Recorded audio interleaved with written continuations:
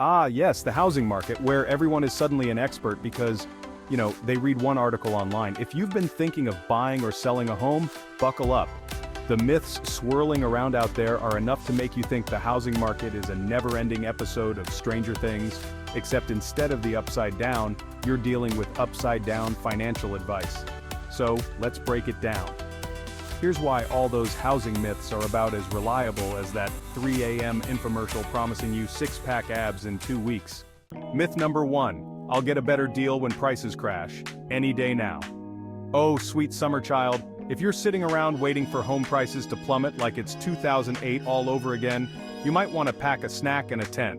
While you're at it, prepare to watch the housing market from the sidelines forever. Sure, prices vary depending on where you live, but the idea that homes are going to crash harder than your cousin's New Year's resolutions? Yeah, that's fiction. Here's a fun fact. Back in 2008, there were so many houses sitting empty that neighborhoods looked like ghost towns. But now, there aren't nearly enough homes to go around.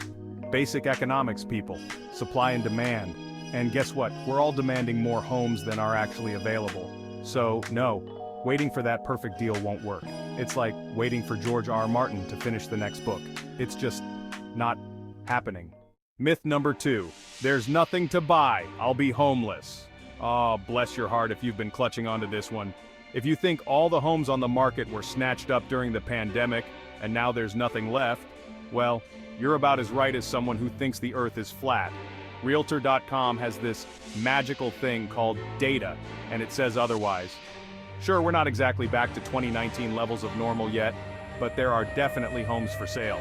And unless you're dead set on moving into a unicorn farm, you'll probably find something. And let's be real. If you spent your time listening to those experts who said the market had nothing left, you'd probably believe they still sell oceanfront property in Arizona. Spoiler alert, they don't. You just have to look harder. Maybe actually talk to an agent and find out what's out there instead of just doom scrolling your Twitter feed. Myth number 3, I have to put down 20%, right? Oh honey, no. This is like thinking you need to chug a gallon of water before a workout just because you saw someone do it in a movie. No one really knows where this 20% down payment myth came from, but it's about as outdated as MySpace. Newsflash, Fannie Mae says 90% of people overestimate the down payment. And you don't even need to be in that 10% of people walking around with bags of cash like you're on Breaking Bad. In fact, first-time homebuyers are only putting down about 6%. 6%! That's like saying you're expected to bring a bottle of wine to a dinner party, and you show up with a box of Franzia instead.